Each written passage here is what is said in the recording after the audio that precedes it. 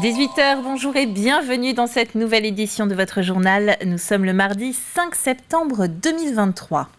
Il y a de plus en plus d'apprentis en Vendée, mais de moins en moins de moyens pour les former. L'inquiétude émane de la Chambre des métiers et de l'artisanat qui constate une baisse de dotation par France Compétences. 5% d'aide à la formation en moins serait prise en charge dès 2024. Le nombre d'apprentis augmente et France Compétences n'a pas les ressources qui augmentent au prorata du nombre d'apprentis. Donc forcément, ils envisagent de baisser la dotation par coût contrat de nos apprentis. Nous sommes auprès du gouvernement pour leur demander d'étudier les coûts contrats en fonction des métiers, puisqu'on n'a pas les mêmes objectifs et les mêmes difficultés selon les métiers. C'est une mauvaise étude que fait France Compétences sur certains métiers. Quand on parle d'un métier comme la boucherie, où il faut acheter de la viande pour apprendre à nos apprentis à travailler cette viande, on est sur des coûts d'achat de matière qui sont importants. Et on rajoute à cela les coûts d'énergie de nos établissements tels que le CFA, qui appellent beaucoup d'énergie sur les plateaux techniques. Un rassemblement d'autos et de motos contre le harcèlement scolaire. Une initiative de la jeune association Motors Club Vendée et alentour qui utilise les baptêmes en bolide comme prétexte pour ouvrir le dialogue sur le sujet. Rendez-vous était donné dimanche sur le parking du Super U de Belvigny. Grégoire de Châtillon était présent. Un regroupement de passionnés de voitures et de motos face au harcèlement scolaire. L'idée vient d'une jeune association créée en juillet dernier. Je me suis dit qu'on ne parlait pas assez de cette cause. Donc je me suis dit pourquoi pas ne pas regrouper sur un rassemblement pour lutter contre le harcèlement scolaire, plusieurs personnes sensibilisées à ce sujet et qu'on fasse un peu plus de bruit autour des voitures et des motos. Les baptêmes ouverts à tous s'enchaînent sur le parking du Super U de Belvigny. Audric Potier, qui travaille pour l'organisation de l'événement, n'a pas toujours eu le sourire. Le harcèlement scolaire, lui, il l'a vécu au lycée. Les gens, ils me voyaient différent et parce que je réfléchissais pas comme tout le monde, je m'habillais pas comme tout le monde. C'était un peu ça en fait mon cas. Il y avait à peu près 5 personnes qui tous les jours me harcelaient. Au début ça se supportait, puis au fur et à mesure ça prenait de l'ampleur et puis on arrive au bout d'un moment à un stade de saturation. Et c'est là où ça devient compliqué. Ouais. Audric est loin d'être un cas isolé. Nous, on va remarquer dans l'association que beaucoup d'enfants qui ont des troubles 10 comme la dyslexie ou la dyspraxie ou un trouble de l'attention ou qui sont hyperactifs sont plus facilement victimes parce qu'ils sont différents. Agression répétée, durée indéterminée. De différentes manières, ces intimidations peuvent alors toucher tout type de profil. C'était beaucoup d'harcèlement scolaire parce que j'ouvrais beaucoup ma bouche. Quand il y avait un truc qui me plaisait pas, je le disais franchement et du coup ça plaisait pas aux autres et je me faisais beaucoup charrier par rapport à ça. Au collège, j'ai eu des cas où j'étais beaucoup harcelé. Donc ça m'a touché en fait pour aujourd'hui cet événement. Un événement soutenu par ce groupe de bikers qui lutte et qui s'engage contre ces comportements de harcèlement. On agit principalement en intervenant dans les lycées, les collèges. On a un de nos membres qui fait partie du programme phare de l'éducation nationale. Le harcèlement en milieu scolaire, un enjeu de santé mentale. Plus de 150 véhicules ont fait du bruit à Belvigny pour l'occasion. Au Sables-d'Olonne, 11 nouveaux policiers étaient accueillis ce matin. 5 remplacements de départ en retraite et 6 vrais nouveaux renforts dans le cadre du renforcement des effectifs de gendarmerie et police annoncé par le ministre de l'Intérieur et sa loi d'orientation et de programmation. On a des profils expérimentés qui ont travaillé de longues périodes, notamment sur la banlieue parisienne, que ce soit en PAF, en BAC, en sécurité publique du quotidien, ce qui va nous permettre de pouvoir renforcer beaucoup de services.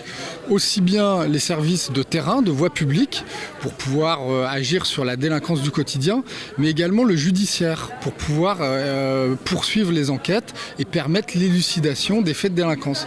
Donc pour nous, ce sont des arrivées qui sont très très importantes et très bénéfiques. Ce ne sont pas pour moi des renforts, mais simplement des arrivées qui étaient nécessaires et qui vont permettre de pallier à une insuffisance chronique depuis de trop nombreuses années maintenant. Il ne faut pas s'arrêter là. On va avoir plusieurs départs en retraite qui vont avoir lieu dans les prochains mois.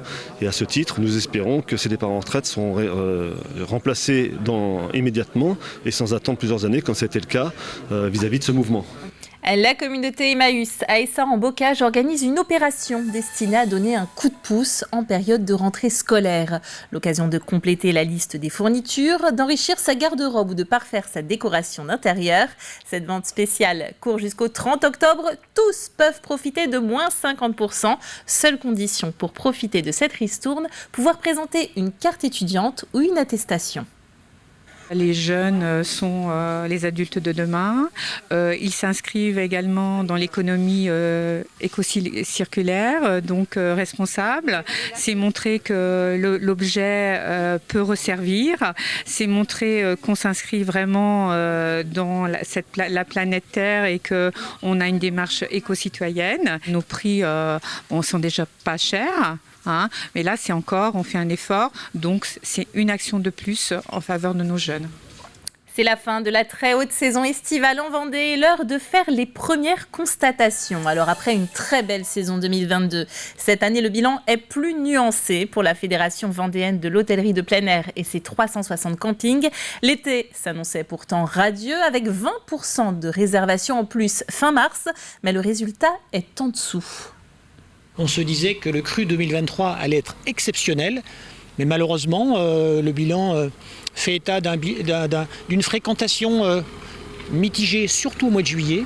Alors on peut mettre ça sur le dos d'une météo qui a été peu clémente cette année, évidemment d'une situation inflationniste très dommageable. On a vu quand même beaucoup de clients qui soit ne sont pas partis, ou alors ont minimisé les dépenses, raccourci les séjours. Donc on peut se dire que le tourisme vendéen a tiré son épingle du jeu, mais un petit peu d'amertume pour cette saison qui s'annonçait exceptionnelle. Et une nouvelle noyade au large de la grande plage des Sables d'Olonne. Prise en charge initialement par des surfeurs, la victime a été récupérée par l'embarcation des affaires maritimes en arrêt cardio-respiratoire et acheminée à terre pour sa prise en charge par les sapeurs-pompiers et le SAMU. Malgré ces actions, la victime, âgée d'environ 70 ans, est déclarée décédée. Selon le SDIS, du 1er juin au 28 août, 10 personnes sont décédées par noyade, 8 en mer, 2 en plan d'eau. Ce chiffre était de 15 victimes sur la même période l'an passé. Rien que sur le secteur des Sables d'Olonne, cet été, 150 personnes ont été secourues. 3 zones de baignade sont pourtant délimitées sur le littoral, surveillées, non surveillées et interdites. Pour mieux comprendre les risques, nous avons suivi les agents de la SNSM sur la plage de Sauveterre aux Sables d'Olonne. Le reportage de Colline Davy. C'est un temps idéal pour se jeter à l'eau. Mais en mer, même sur les plages surveillées, la baignade n'est pas sans risque. Ici à Sauveterre, en général, on hisse un drapeau jaune avec un phénomène de courant qui va tirer et vers les rochers vers le sud de la plage et vers le large. À partir du moment où on va dans un milieu qui est l'océan, c'est un milieu qui sera toujours plus fort que nous, il faut y faire attention. Maintenant, rester entre les drapeaux rouges et jaunes, c'est rester dans la zone qui a été choisie et désignée par les sauveteurs comme étant la plus en sécurité. Il faut toujours faire attention justement pour ne pas se décaler dans ce courant qui peut nous surprendre et nous sortir de cette zone. Ces nageurs sauveteurs assurent une prévention continue. En pleine saison, ils peuvent intervenir à coups de sifflet et de rappel jusqu'à 300 fois, comme ici. La prévention, ça fait partie vraiment du travail de sauveteur. Pendant les jours de grande affluence, on fait ça quasiment toute la journée. Du coup, là, on va faire une prévention sur 2 bodyboards, parce qu'ils sont partis hors zone. Ils n'ont pas de palme, donc pas de moyen de propulsion. Donc on va les ramener dans la zone de bain. Cette plage est sécurisée par les agents des postes de secours à certains horaires. Mais le littoral comporte aussi des zones de baignade non surveillées, c'est-à-dire au risque et péril des usagers. Il existe enfin une 3e zone bien plus dangereuse. Et effectivement, la 3e catégorie, ce sont les zones qui sont des baignades interdites. Alors pourquoi elles sont interdites?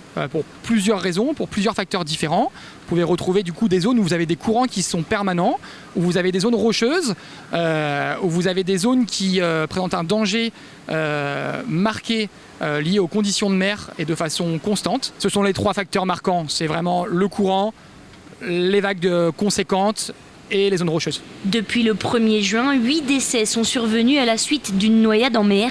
La plupart du temps, celles-ci ont lieu hors des horaires et des lieux de baignade surveillés. Allez, on sort de l'eau et on prend la direction de Fontenay-le-Comte. Le traditionnel forum des associations s'y tenait ce samedi à la Plaine des Sports et à la salle de la Grande Prairie. Si l'an dernier, ce forum avait réuni 100 organisations, elles étaient 117 cette fois-ci. Pour les enfants, surtout, chercher les nouvelles activités, notamment pour mon fils, pour le foot. L'avantage de pouvoir faire des petits essais. Et puis de prendre contact avec toutes les associations du secteur. On a plusieurs idées, donc on va voir dans les stands ce qu'on peut nous proposer et puis ce qui peut compléter nos emplois du temps le soir notamment. Au disque golf, on a quelques contacts, effectivement, des gens qui s'intéressent à la discipline. On a trouvé depuis notre arrivée, je dirais 5-6 bénévoles et une trentaine de nouveaux adhérents qui vont venir essayer la semaine prochaine. On termine avec une nouvelle immersion en plein cœur du Moyen-Âge. L'association Roi Uther propose une nouvelle édition de ces médiévales au château de Tiffauges. Ce sera les 23 et 24 septembre. Un nouveau scénario est présenté cette année avec comme titre 1372, l'appel aux armes, mettant en scène l'union commune autour de Bertrand du Guesclin pour repousser les Anglais. Des activités telles que des initiations au tir à l'arc, démonstration de la grue médiévale ou encore tir de la bricole achèveront de vous plonger dans l'histoire. Vous retrouverez également, bien entendu, le marché médiéval avec des artisans et des artistes. Entrée à 5 € et 3 €, tarif réduit, et c'est gratuit pour les moins de 12 ans. Ainsi s'achève cette édition. Merci d'avoir été avec nous et le retour de l'actualité, c'est à partir de 7 h demain matin. Belle soirée.